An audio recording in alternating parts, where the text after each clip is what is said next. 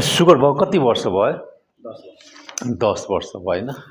10 वर्षदेखि यो दबाई खाइरहनु भएको छैन, सुगरको दबाई चाहिँ खाइरहनु भएको छैन।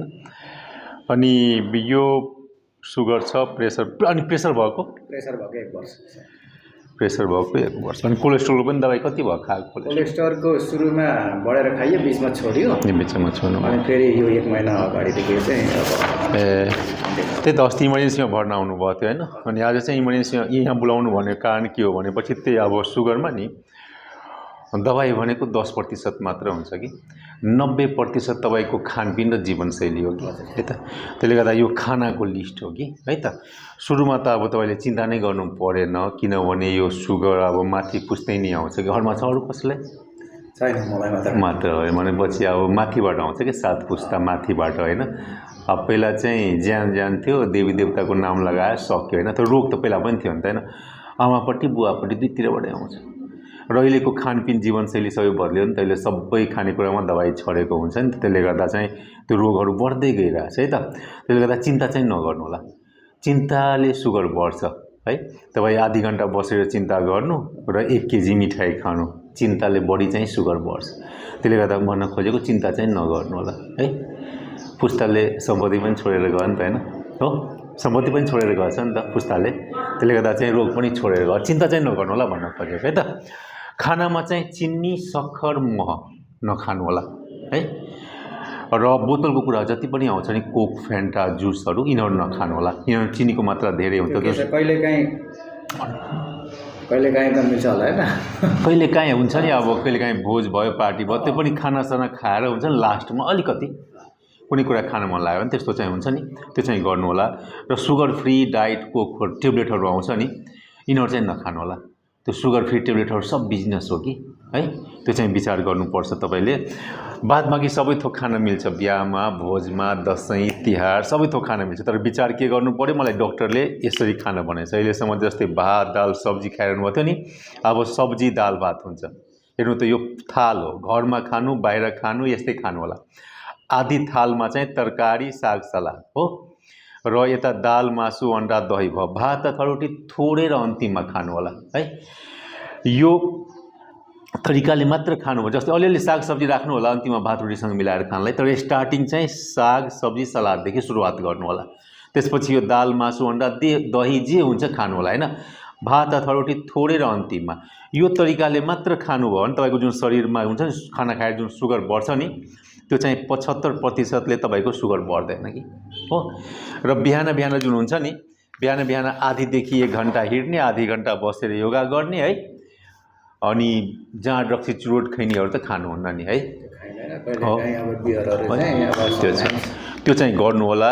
र खाना खाएर पनि 10 मिनट चाहिँ हिँड्नुपर्ने हुन्छ, किनभने शरीरबाट सबभन्दा बढी चाहिँ सुगर फ्याल्ने भनेको खुट्टाको मासु हुन्छ कि यहाँको मासु है त। त्यसको लागि हिँड्नु पर्यो।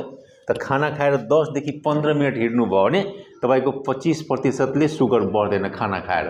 भनेपछि 100% त तपाईँको आफ्नै हातमा छ है। त्यो भयो।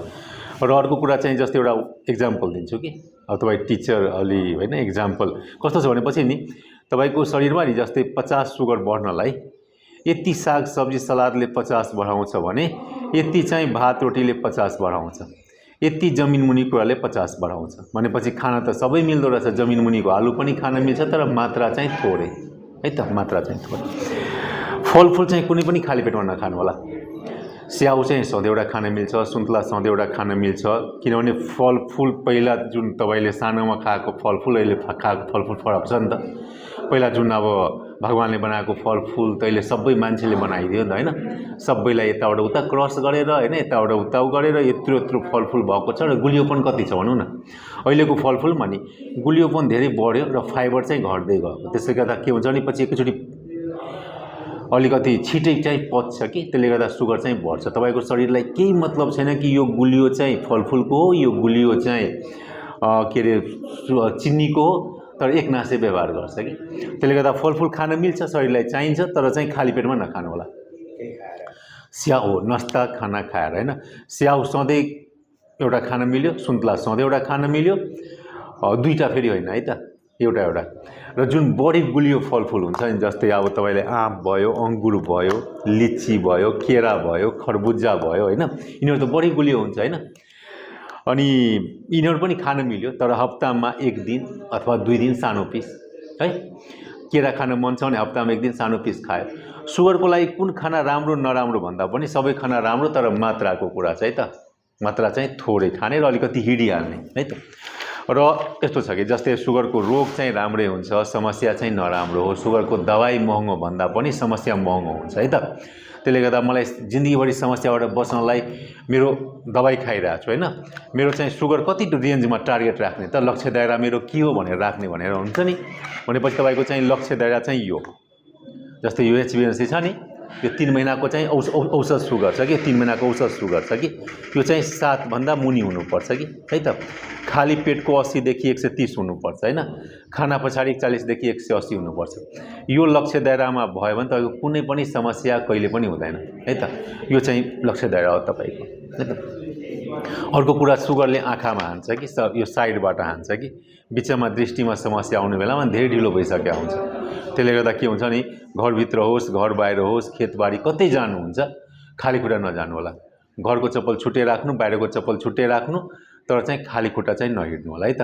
किनभने सुगरमा के हुन्छ नि, केही कुरा चोट लाग्यो, केही घोचेको थाहा हुँदैन हो। घाउ हुन्छ, घाउ निको हुँदैन, पछि हड्डी समात्छ, औँला काट्नुपर्ने हुन्छ, खुट्टा काट्नुपर्ने स्थिति आउँछ है त। त्यसले गर्दा खाली खुट्टा चाहिँ नहिँड्नु होला है त। र अर्को चाहिँ जस्तै तपाईँको नि यस्तो चोचेखाल जुत्ता चप्पल नलाउनु होला। हल्का जुत्ताहरू चाहिँ चोचे हुन्छ नि, चोचे लगाउनु भने यसमा सुगरमा मासु पनि कमजोर भएको हुन्छ होइन, यो औँलाको खुट्टाको आकार बिगार्छ, पछि घस्रेर घाउ हुन्छ है त। यो लोटी भएको फिता भएको चप्पल नलाउने, बिचमा घाउ बनाउँछ है त। अलिकति मुख फ्राकिलो भएको जुत्ता चप्पल हुन्छ नि, हेरौँ कस्तो लाउनु भएको छ, हो ठिक छ यस्तो है त। अलिकति मुख फ्राकिलो भएको जुत्ता चप्पल लाउनु होला, यसमा चाहिँ औँलाहरू मजाले बस्छ होइन।